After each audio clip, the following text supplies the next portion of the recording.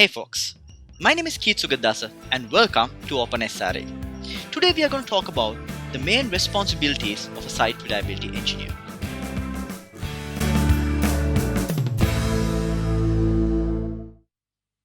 As I mentioned in my previous videos, SRE has different flavors in different organizations. So do their responsibilities. When it comes to workflows, activities, priorities, everything is different from SRE team to SRE team.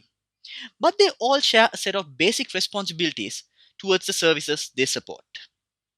In this video, let's try to touch base on the main and core responsibilities of a site reliability engineer. It's important to understand this if you are trying to understand what SRE is all about. In general, SREs take care of the availability, efficiency, change management, incident management, capacity planning, and activities like that. But we are going to mainly talk about the 8 core tenets or principles of SRE. If we have a look at them, the first one is ensuring a durable focus on engineering. The second one is pursuing maximum change velocity without violating a service's SLO. Then we have monitoring, emergency response, change management, demand forecasting and capacity planning, provisioning, efficiency, and performance.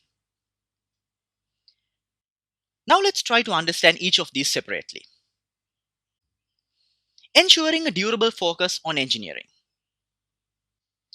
When it comes to the working hours of an SRE, it's important to understand that a maximum of 50% of their time should be allocated to working on operational work. And the remaining time should be focused on engineering work as well as doing automations to reduce the operational load. That's why it's very important to measure the time that they work on operational load as well as engineering work so that they can focus more on engineering work rather than operational work.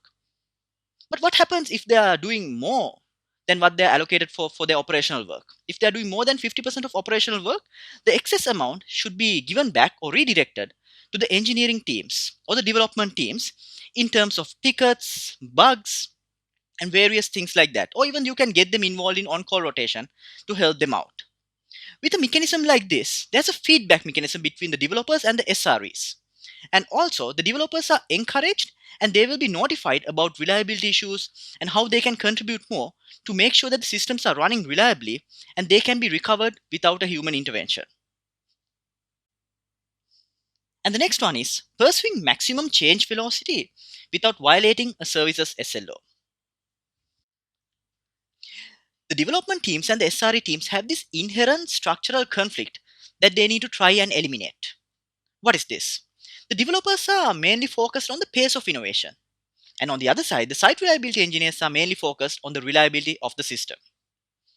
This conflict needs to be eliminated, and that's why the SREs introduced this term called the error budget.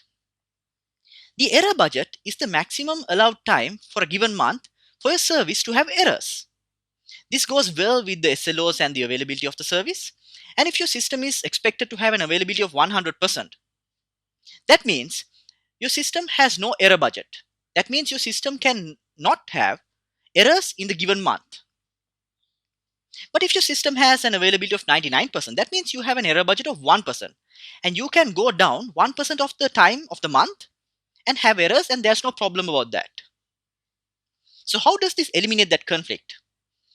If by chance you exceed your error budget, if you exceed the amount, the time that's given for you to have errors in your service, that means the engineers need to focus more on reliability and reduce the pace of innovation. That's where SRE gets involved with the engineering work as well as the delivery process of a system. But in a given month, if you have a lot of error budget remaining, that means you're not burning enough error budget in your month. In that case, you're not doing a pace of innovation as fast as the availability is expecting it. So you can develop more and put more innovation into the product so that the error budget starts burning to a level where it's acceptable. So this is where we reduce the structural conflict, and SRE gets involved with the development teams to work and make sure that the change velocity is going in line with the SLOs that the teams have defined. And the next one we are going to talk about is monitoring. Monitoring will help us measure the system's health and availability. Monitoring should not expect a human to detect the problem. No. Rather, monitoring should allow or wake up a human when there is a problem. This is why it's important to understand what kind of outputs should be coming out of monitoring. As per the SRE book, there are three main outputs that can be given out of monitoring. The first one is alerts. When there are alerts, when there are problems in the system, there should be alerts given out to the engineers or the SREs. The next one is tickets. If there are problems, there can be tickets lodged in a proper Jira board or somewhere like that. And the last one is logging. These are about application logs or audit logs. When there are problems, these should be properly logged somewhere so that people can find it later on. And the next topic we are going to talk about is emergency response. Reliability is a function of MTTF, mean time to failure, and MTTR, mean time to recover. Emergency response is all about how quickly you can respond to emergencies when there's a problem. This is where MTTR comes into play, which is called mean time to recover. It talks about how long or how quickly you can recover from problems. When it comes to emergency responses, humans take a lot of time. Humans do add latency when it comes to responding to emergencies. This is why most of this process should be automated. And the next core tenet we are going to talk about is change management. SRE has found out that 70% of the outages we see in the industry happen because of a change that we do to the live system. This is why we need to establish proper best practices when it comes to doing proper change management in a software system. Some of these practices are implementing progressive rollouts, quickly and accurately detecting problems, rolling back changes safely when problems arise. And the next one we are going to talk about is demand forecasting and capacity planning. It's important to understand the demand a system or a software system is having. There can be different demands during different times of the year for a relevant software system. So this understanding or forecasting this is called demand forecasting. And to cater to these various demands or changing demands, we need to allocate resources wisely. And this is called capacity planning. If the capacity is not planned properly and ahead, it's going to cause a lot of problems to the availability of the system. That's why it's very important, and it's an important core tenet of SRE as well. And the next one we are going to talk about is provisioning. Provisioning is a combination of change management as well as capacity planning. It's about keeping provision for unexpected scenarios. Sometimes if we keep a lot of provision, that's going to increase our cost. And if we keep little less provision, that's going to cause problems because when there are unexpected scenarios, it takes time to allocate resources and to spin up clusters and things like that.